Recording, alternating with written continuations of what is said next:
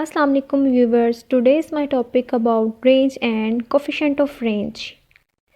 हमें पता है जो रेंज है वो एब्सोल्यूट मेजर्स है और जो कोफिशिएंट ऑफ रेंज है वो हमारे पास रिलेटिव मेजर्स हैं।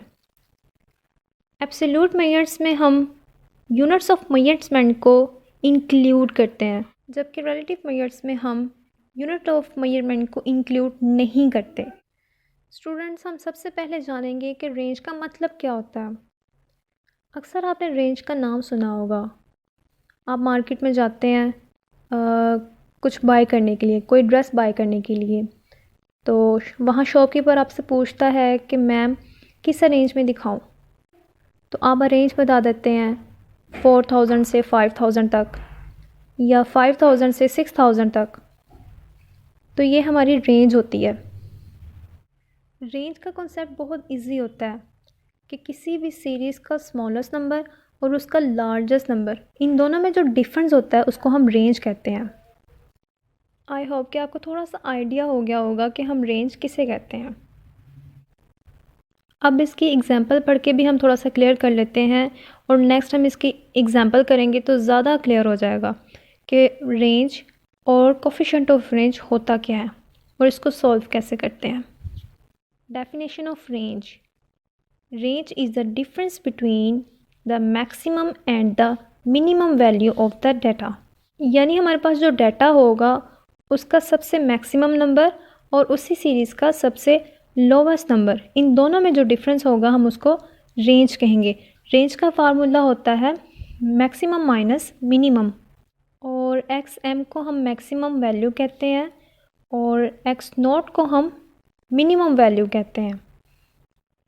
Range is an absolute measure of dispersion and its corresponding relative measures of dispersion is coefficient of range, which is defined as the coefficient of dispersion and it's given by, जो हम पहले ही बात कर चुके हैं ऊपर कि absolute measures की जो टर्म होती है वो range होती है और relative measures की जो टर्म होती है वो होती है coefficient of range, और coefficient of range का फॉर्मूला होता है maximum minus minimum value over maximum value plus minimum value. Next मैंने इसकी छोटी सी एक एग्जांपल ली है। The daily wage in rupees of 10 labours are given below, find the range and its coefficient of range. हमारे पास डेली वेजेस में रुपीज़ दे दिए हुए हैं लेबर्स, 10 लेबर्स के। अब यहाँ वो कहते हैं रेंज फाइंड करें, तो हम सबसे पहले क्या करेंगे, डाटा अगर अरेंज नहीं है तो उसे असेंडिंग या डिसेंडिंग ऑर्डर में इसे अरेंज करेंगे और देखेंगे फिर इसकी सबसे मिनिमम वैल्यू कौन सी है। मिनिमम वैल्यू 80 है और इसकी मैक्सिमम वैल्यू 250 है। हमारा फॉर्मूला था मैक्सिमम माइनस मिनिमम वैल्यू, तो 250 में से हमने माइनस किया 80 को, तो हमारे पास आंसर आ गया, रेंज आ गई हमारे पास 170। इसी तरह कोफिशिएंट ऑफ रेंज का फॉर्मूला हमने पहले ही डिस्कस कर लिया था, maximum value minus minimum value, यानी ऊपर वाला ही। रेंज का जो फॉर्मूला है वो ऊपर आ जाएगा और यहाँ सिर्फ प्लस आ जाएगा, वैल्यू वही है, प्लस ही यहाँ हम माइनस कर रहे हैं और यहाँ हम इन दोनों वैल्यू को प्लस कर रहे हैं। 50 माइनस 80 ओवर 50 प्लस 80, इन दोनों को इसे पहले माइनस किया और इसे प्लस किया, इन दोनों को ओवर कर लिया, तो हमारे पास जो आंसर आया वो आया 0.5152।